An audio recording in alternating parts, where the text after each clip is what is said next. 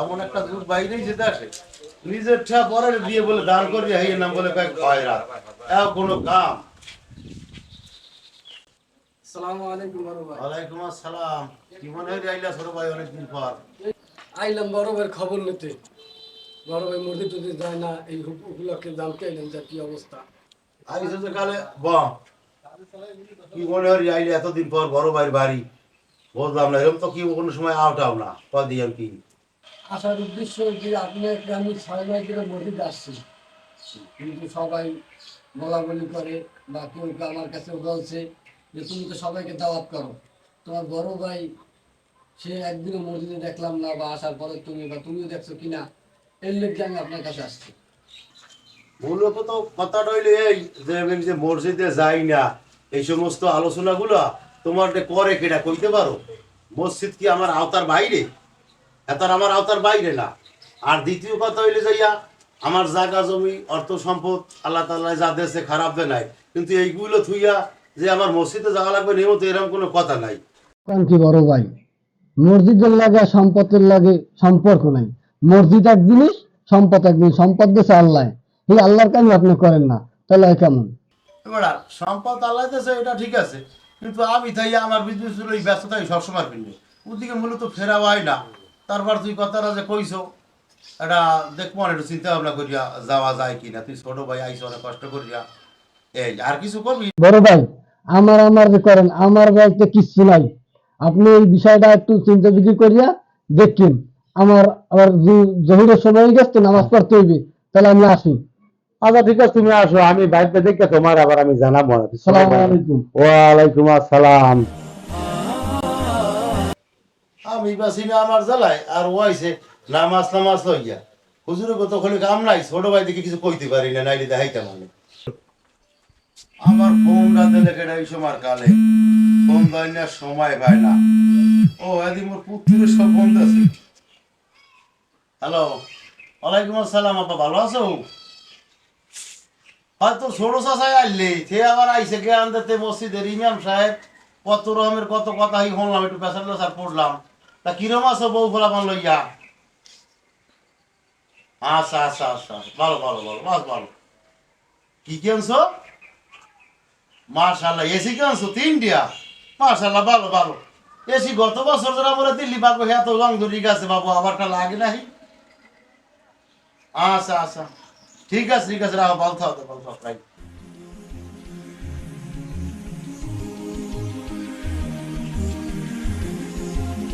আল্লাহ কতদিন ধরে যে থাকবো, গাছ গেছে বেড়াইতে আন্দাজ নাই বলে নাই মাথারি গো।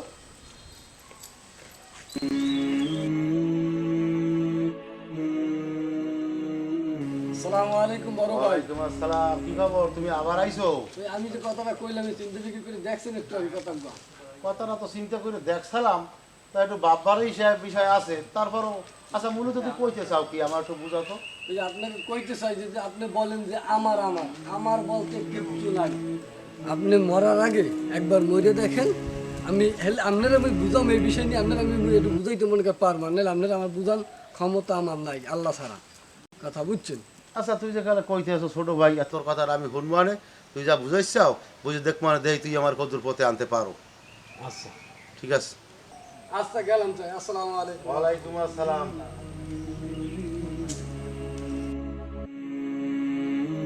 আসসালামু আলাইকুম। বড় ভাই যে কথাটা বলছিলাম কয়েকদিন আগে, সেটা কি মাথায় মানে?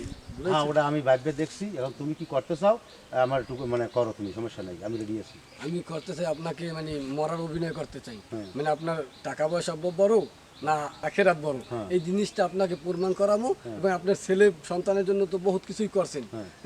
তো এখন দেখেন আপনার ছেলে সন্তান কতটুকু আপনার ভালো পায়, আপনার মা আপনাকে কতটুকু ভালো পায়। ঠিক আছে? আচ্ছা ঠিক আছে, তুই ছোট ভাই যেখানে এত করে কইতে আসো, তাহলে কর দে হুন্নি দেই তোর কথা যে কি হয়। আচ্ছা আপনি মারাও অভিনয় করেন, হ্যাঁ। কোনো কথা বলবেন না, বাকিটা সব আমি বুঝে নিব, যেসব আপনার অর্থ কম ওইসব আপনি উঠবেন। আচ্ছা ঠিক আছে, তাহলে আমি হই, তোর যা করার তুই কর, ঠিক আছে?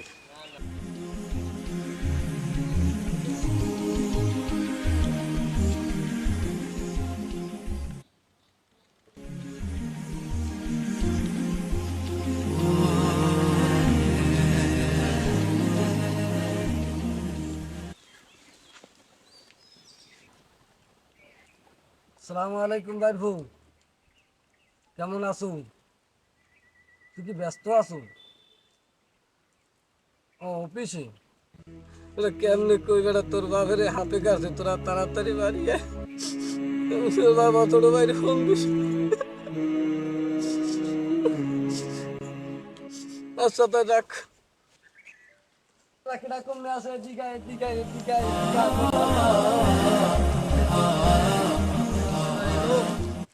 মরিয়া পরে রয়েছে না, কোনো মানুষ নাই এখন। ধরো ধরো ধরো ধরো ধরো, সবাই ধরো, আরে বাইরে লই যাও, বাইরে লই যাও তাড়াতাড়ি।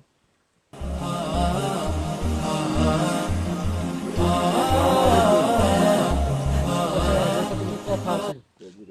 আচ্ছা বলেন। ওই বড় ভাই হ্যাঁ মারার অভিনয় করছি, বুঝছেন? এখন আপনার সেখানে দায়িত্ব হইবে, আপনি জানেন কিন্তু জানি না, না জানার বান্ধব এটা থাকতে হইবে, আচ্ছা আচ্ছা আচ্ছা আচ্ছা, ঠিক আছে? ঠিক আছে, ঠিক আছে। আমি যে কথাগুলো কইছি আপনি বুঝছেন? ইনশাল্লাহ আপনি টেনশন করা লাগবে না, এটা আমি ব্যবস্থা করবো সব কিছু, আপনি যেভাবে বলছেন ওইভাবেই হইবে ইনশাল্লাহ। আচ্ছা আমি আপনার ডাক দিলাম নাই। আসসালামু আলাইকুম। আচ্ছা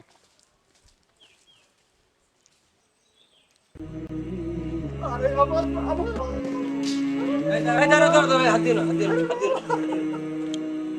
বন্ধুরে, এই কেটে। আরে বাবা, আরে বাবা, বাবা, আমার বাবার কি হইলো? বাবা, আরে বাবার কি হইলো চাচা? আরে আমার বাবা। আমি এ বাবা থামো থামো, বাবা থামো থামো থামো। এই চুপ করো, চুপ করো, চুপ করো, দেখতেছি কি দেখতেছি। ধর, চুপ করো, চুপ করো, এই, চুপ করো, চুপ করো। ধর, চুপ করো, এত ভেঙে বললে হবে না। কবিরের সাহেব আমার বাবারে বাসা কি যে কোনো মূল্যের বিনিময়ে আমার বাবা। আরে বাবা, আরে আমার বাবা কবিরের সাহেব। এই শোনো, বলেন। একটা উপায় আছে এই রুগী বাঁচানোর। এই রুগীর গায়ে যে বিষ আছে, এই বিষ জারিয়া তোমার গায়ে দেওয়া হইবে, তোমার বাবা বেঁচে যাবে এবং কি তুমি মারা যাবা। কি কন কবিরের সাহেব, আপনার মাথা মাথা ঠিক আছে নি? আমি কত বড় অফিসে চাকরি করি, কতটা আমার স্যালারি, এ সম্পর্কে আপনার ধারণা আছে? বাবাই বুড়া মানুষ, বয়স হয়েছে, ওনার মারা গেছে, ভালো হয়েছে, মারি দিয়ে এলাম, এতে আমি নাই, আমার বাল বাচ্চা আছে।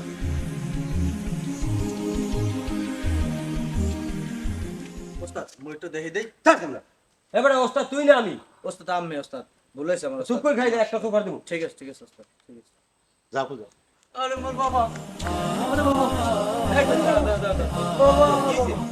আমার বাবা, বন্ধু, এই আমার বাবা, ছেলেকে- এই আর ছেলে ছোট আমার ছেলে বাবা, আমাকে ছোট আমার ভাই। বাবা, এই, দাঁড়া, দাঁড়া। আমার বাবা। আরে বাবা, মোর বাবার কি হইছে? মোর বাবার কি হইছে চাচা? চুপ করো, চুপ করো, আরে বাবা, দেখতেছি আমি বাবা, দেখতেছি, চুপ করো।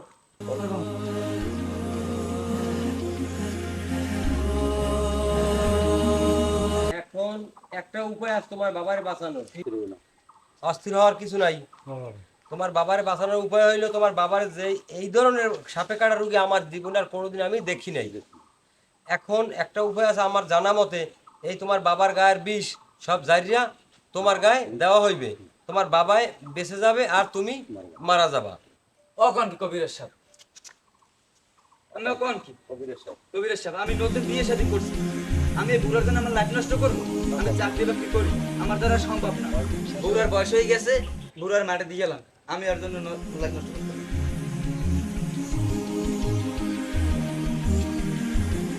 এই পোলাপানের জন্য আজকে এই লোকটা দেখো কি অবস্থা, কি না করছে। নিজে কাজ করিয়া গাড়িতে আইনা আইতে আইছে, নিজে খায় নাই, পোলাপানের খাওয়াইছে। এই সমস্ত পোলাপানের ইতিহাসগুলো কি আপনারা সবাই দেখছেন? দেখেন তো, এই লোকটা কিন্তু মূলত মারা যায় নাই। সে কি শুনছে না তার ছেলের, বড় ছেলের এবং তার ছোট ছেলের এবং তার মেয়েদের কথা কি সে শুনছে না? সবই শুনছে। অতএব এই লোকটা যখন বাস থেকে উঠে যখন ছেলেদের সামনে দাঁড়াবে, তখন ছেলেদের ফিলিংসটা কি হবে আপনারা একটু বলেন তো। যে সব লোক শুনছে, এ লোকটা কিন্তু মারা যায় নাই। এই লোকটা শুধুমাত্র তার ছোট ভাই তারে বোঝাবার জন্য এরকম একটা অভিনয় তারা যে করছে। অথচ চাই দেখেন আজকে সে মৃত্যুর অভিনয় করিয়া শুয়ে রয়েছে, তার ভিতরে তার ছেলেদের আপনার অনুভূতিটা দেখেন যে কোন ছেলে কি করছে। আপনারা এই ছেলেদের জন্য লোকটা কি না করছে দেখেন তো। হুজুর আমি কি এখন চলে যাবো না আর কেউ আছে আপনাদের? আমাদের মা আছে, এ আসতে আছে মনে করেন। তাই? জি। আচ্ছা দেখেন তো আগাই দেখেন।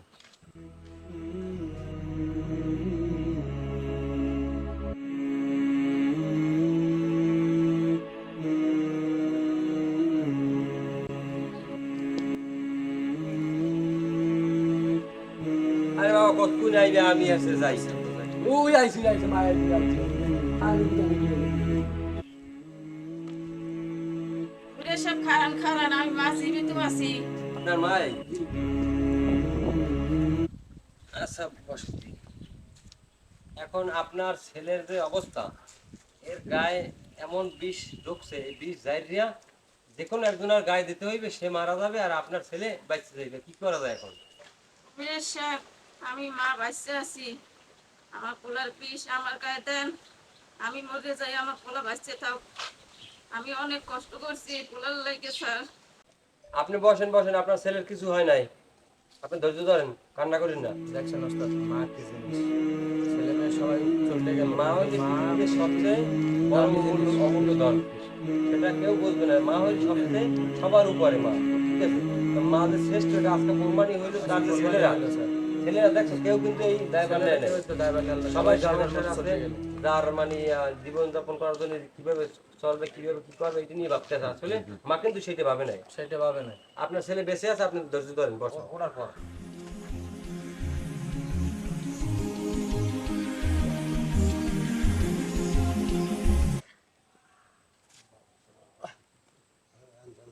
মা আমি মরি নাই, আমি বাইসে আছি, তুমি আমারে ক্ষমা করে দিও মা গো। আমার অর্থ সম্পাদের জন্য আমি সব বিলাসিতা হয়ে গেছিলাম মা গো। আমি এমন অবস্থা হয়ে গেছিলাম, নামাজ রোজা কিছু করি নাই, তোমারও চিনি নাই। বাবা বাচ্চা আছো বাবা? হয় মা আল্লাহ বাসাই রাখছে মা গো, মোরে বাসাই রাখছে আল্লাহ। হয় মা গো আল্লাহ বাসাই রাখছে। আমি তোমার লাগে অনেক অন্যায় করছি মা গো, তুমি আমারে মাফ করে দিও মা গো। সন্তানে অন্যায় করলে কিছু আমার মতো অন্যায় কোনো বেটা করবেন না মার লগে, এইরকমের বেটা তুমি কেউ করবেন না ভাই। অর্থ সম্পদের কারণে আমি অস্থির হয়ে গেছি, মায়ের চিনি নাই, গর্ভধারিণী মা। আমার মতো আপনারা কেউ করবেন না দয়া করিয়া। বড় ভাই আমার করে সবকিছু খুঁজছেন, এখন বোঝেন আপনার কি আছে। মূলত তুমি যেটা কইছো ওইটাই সত্য। আমি তো আর এতটা গভীরে যাই না, যেহেতু তুমি তো শিক্ষিত লোক, মসজিদের ইমাম, তোমার এগুলো মাথায় আছে, এতটা আমি আগে বলতে পারি নাই। তা সর্বশেষ কথা ছোট ভাই, তুমি যেটা আমারে বুঝাইছো ওইটাই সত্য। এতদিন আমি ছিলাম ভুল জগতে, ঠিক আছে? তবে আশা করি তোমার এই কথার মাধ্যমে আমি ভুল জগৎ থেকে ফিরে আসবো। আর দ্বিতীয় আরেকটা কথা হলো যে আমাদের দর্শকের উদ্দেশ্যে একটা কথা বলতে চাই, সেটা হলো এই যে আমরা মনে করেন অর্থ আবৃত্তির কারণে মানুষকে মানুষ বলে মনে করি না, আর নিজেকে অনেক মনে করো অনেক কিছু মনে করি। মসজিদ মাদ্রাসা এবং নামাজ রোজা থেকে সবসময় আমরা বিরত থাকি। অতএব এই জিনিসটা মাথায় রাখিয়া এই এদের মতো কিছু ছোট ভাই বাজারের আলেম বা মাওলানা বা হাফেজ এদের কথা শুনিয়া চলা মূলত ঠিক হবে, আমি এটাই মনে করি। আসসালামু আলাইকুম।